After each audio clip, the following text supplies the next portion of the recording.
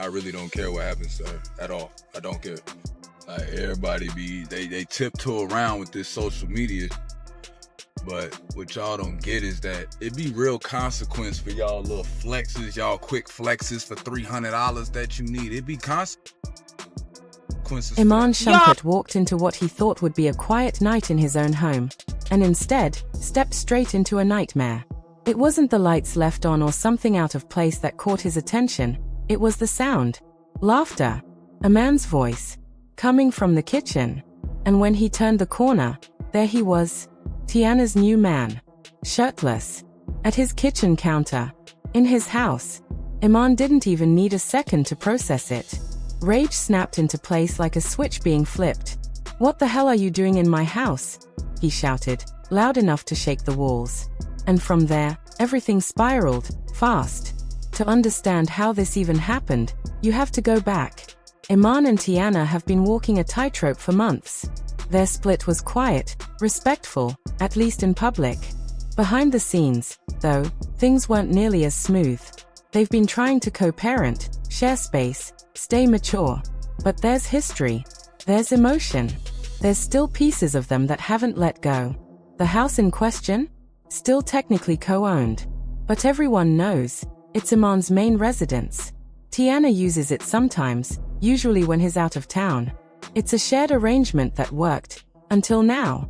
Sources say Iman had been away, on a quick trip, work-related. No one expected him back that night, especially not Teyana. She had reportedly come by with her new man. Quietly. No posts, no paparazzi. Just dinner, maybe some wine, maybe more. But she didn't know Iman was coming back early. No warning. No text. No heads up. Just keys in the door and a man walking into the unexpected. And when he saw another man, bare-chested, comfortable, standing in what Iman still sees as his kitchen, it was game over. Witnesses say the yelling started immediately. Loud. Explosive. Iman's voice echoed through the walls. "You're in my house.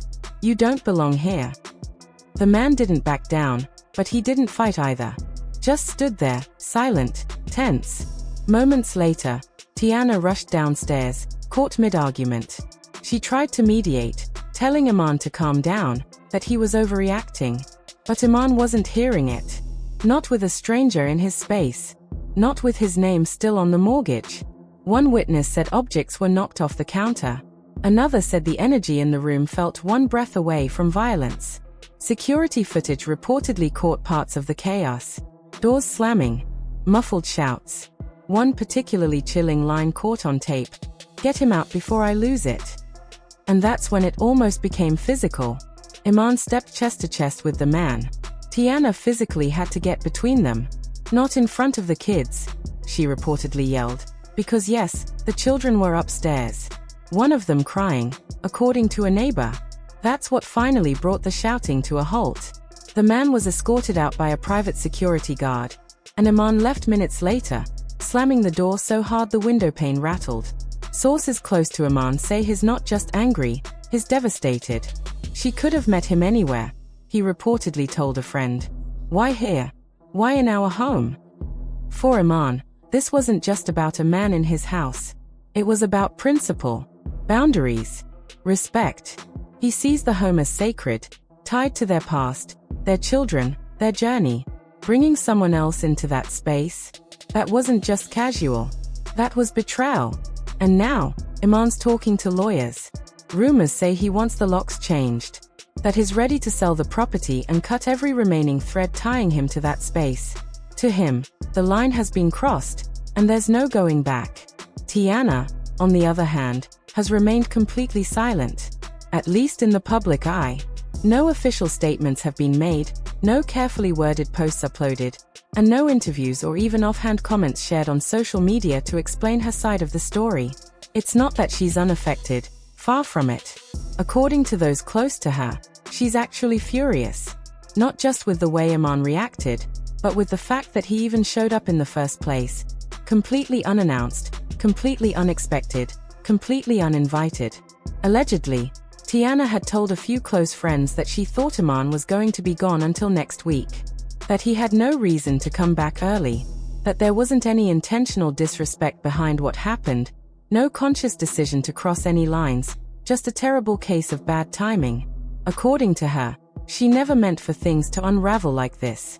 But still, despite the firestorm brewing around her, despite the internet taking sides, despite the emotionally charged conversation happening across all platforms, she's not offering an apology, not even a hint of regret. Instead, she let her Instagram story do the talking. A single frame.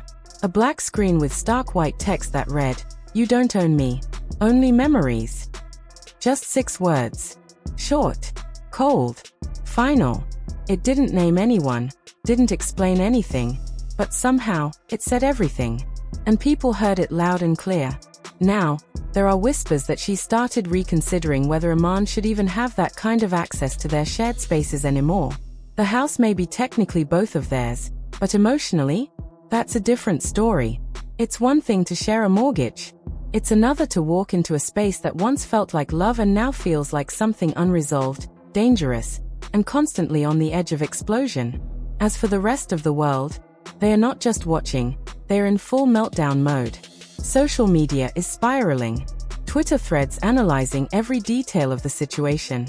TikTok videos with reenactments, commentary, and dramatic soundtracks.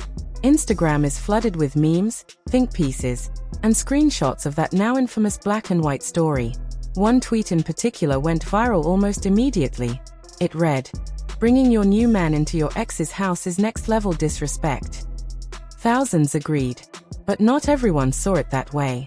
Another tweet, just as popular, pushed back, "You'll act like Iman's the victim. He just pulled up unannounced. That's a red flag too." And so the internet found itself, once again, hopelessly divided. Half the fans rallied behind Iman, claiming he had every right to feel blindsided and hurt. The other half said he crossed the line, escalated the situation unnecessarily, and let his emotions turn a tense moment into a full-blown confrontation. Hashtags started trending. #Iman explodes. #respect your space. #Teyana speaks. Everyone had an opinion. Everyone thought they knew what really happened. But underneath the drama, underneath the gossip and the hashtags, this story is about something far deeper than a man walking in on his ex and her new partner. It's about the blurry, painful boundaries that hover around relationships once they've ended but haven't really ended.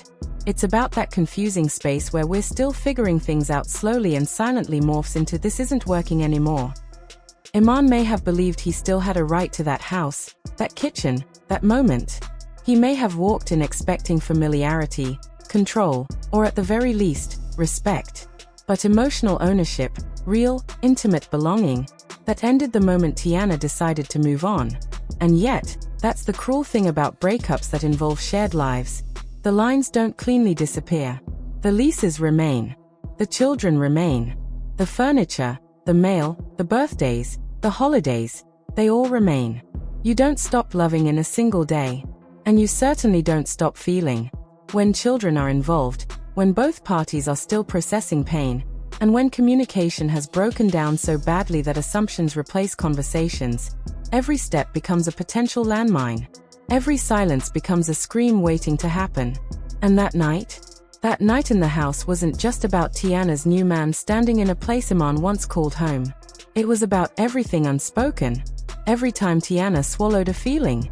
Every time Iman distanced himself instead of engaging. Every look that lingered a second too long after the breakup. Every wound that never got to heal. Now, the fallout isn't just private. It's spilled into the world, messy and loud. And everyone is watching. Some are watching to judge. Others are watching because they see their own stories in it. The truth, though?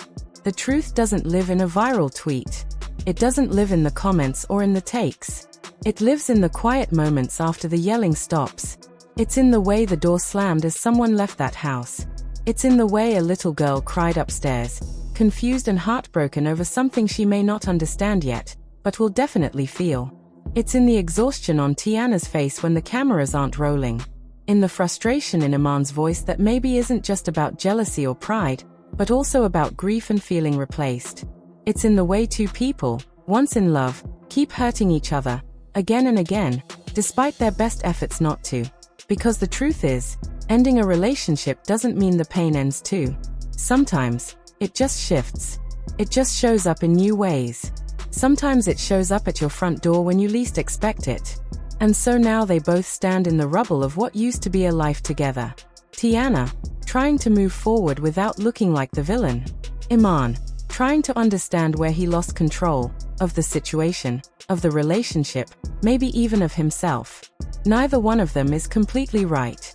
Neither one of them is completely wrong. But both of them are undeniably human, caught in a situation where emotions are raw, timelines are tangled, and boundaries were never fully set. And maybe that's the hardest part, when the love is over but the ties still bind. When you think you've closed a chapter but the story keeps writing itself in real time. For now, all we know is that silence hangs heavier than any statement. That a black screen with 6 words can spark a storm. And that 2 people can walk away from the same moment with entirely different scars, each certain they were the one who got hurt most. So now we ask, was Iman right to react the way he did? Or did he go too far? Should Teyana have brought her new man there at all? Or was she just living her life in the only way she knows how? Let's talk about it in the comments. Hit that like button if you believe respect still matters even after love ends. And subscribe for more real, raw stories that don't just skim the drama, but dive into the emotion underneath. Because sometimes, the real betrayal doesn't happen with fists. It happens in the silence between 2 people who used to know each other's hearts, and now can't even recognize each other's pain.